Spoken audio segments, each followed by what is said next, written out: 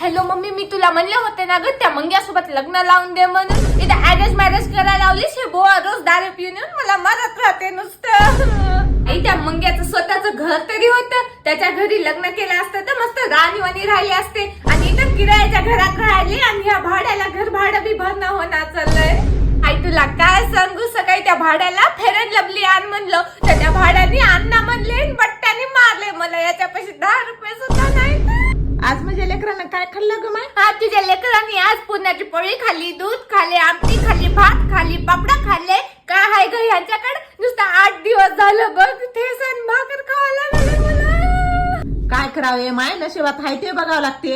नशिबात चांगलंच होतं मुंग्या. तुम्ही छापी गाड्याच्या पत्रात टाकल्या मला. पुढच्या जन्मी मंग्यासोबतच लग्न करतो. तुमचं ऐकणार नाही मी. नुसतं मार खावं लागायला या बेवड्या माणसाचा. लय मारायला या मम्मी.